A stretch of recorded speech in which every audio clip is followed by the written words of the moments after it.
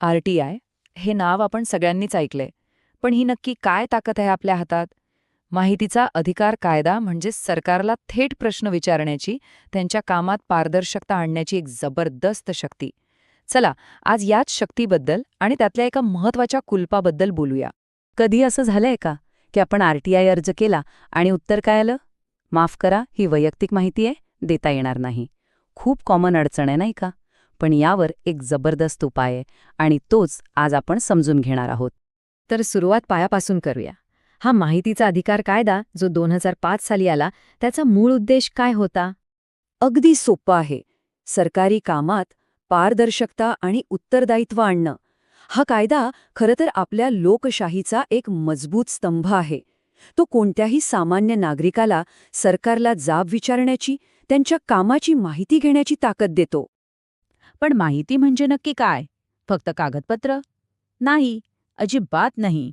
कायद्याच्या कलम 2F नुसार माहिती म्हणजे कोणत्याही स्वरूपातील कोणतीही सामग्री. ह्याची व्याप्ती प्रचंड आहे. याचा अर्थ सरकारी कार्यालयात असलेली अक्षरशः प्रत्येक गोष्ट. म्हणजे बघा, रेकॉर्ड्स, दस्तऐवज, मेमो, अगदी अधिकाऱ्यांचे एकमेकांना पाठवलेले ईमेल्स, त्यांची मतं, दिलेले सल्ले, अहवाल, एवढंच नाही तर कामाचे नमुने, मॉडेल्स आणि सगळा इलेक्ट्रॉनिक डेटासुद्धा, या सगळ्या गोष्टी माहितीच्या कक्षेत येतात. आता बघा, कायद्याचा उद्देश जरी सगळं खुलं करणं असला तरी काही गोष्टींवर कुलूप लावणं गरजेचं असतं. यांनाच आपण अपवाद म्हणतो. आणि हे आवश्यक आहेत बरं का. कायद्यातलं कलम 8 हे याच अपवादांबद्दल बोलतं. विचार करा, देशाची सुरक्षा, परराष्ट्र संबंध या गोष्टी उघड करता येणार नाहीत. त्यामुळे हे कलम एका ढालीसारखं काम करतं. पण, आणि हा पण खूप महत्वाचा आहे, याच ढालीचा अनेकदा गैरवापर होतो. विशेषतः कलम 8(1)J, ज्याला आपण गोपनीयतेचं कलम म्हणतो, ते वापरून अनेकदा अगदी साधी आणि आवश्यक माहितीसुद्धा नाकारली जाते.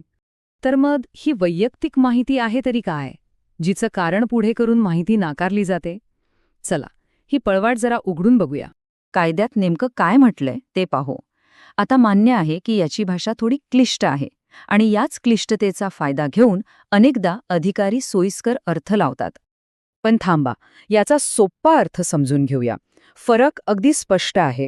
एकीकडे आहे वैयक्तिक माहिती, म्हणजे एखाद्याचं खाजगी आयुष्य, आणि दुसरीकडे आहे सार्वजनिक कर्तव्याची माहिती, म्हणजे जे काम एखादा अधिकारी सार्वजनिक पदावर असताना करतो, त्यातून निर्माण झालेली माहिती.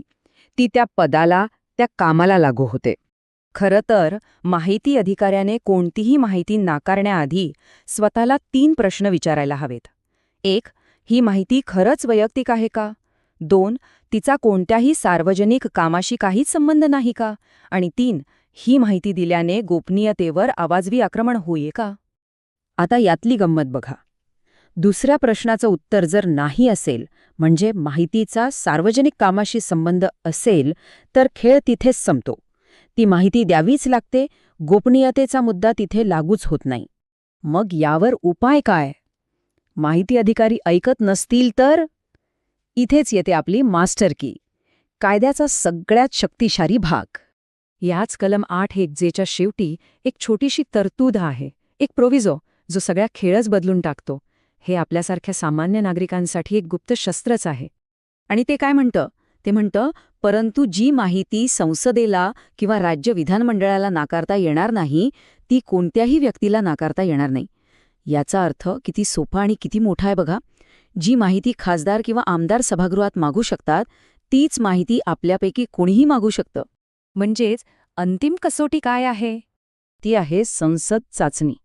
एकच प्रश्न विचारायचा, ही माहिती संसदेला दिली जाईल का? जर उत्तर हो असेल, तर मग ती माहिती कोणालाही नाकारता येणार नाही. सोपं आहे. जर संसद विचारू शकते, तर आपणही विचारू शकतो. तर ही चावी आता आपल्या हातात आहे. आता याचा वापर कसा करायचा? थोडक्यात महत्त्वाचे मुद्दे लक्षात ठेवूया. 1. माहिती म्हणजे सरकारी कार्यालयातली जवळजवळ प्रत्येक गोष्ट. 2. सार्वजनिक कामाशी संबंधित माहिती वैयक्तिक नसते. आणि 3. आणि सर्वात महत्त्वाचं, संसद चाचणी हे आपलं अंतिम शस्त्र आहे. तर ही चावी आता आपल्या सगळ्यांच्या हातात आहे. प्रश्न फक्त एकच आहे, या चावीचा वापर करून आपण पारदर्शकतेचं कोणतं कुलूप उघडणार आहोत?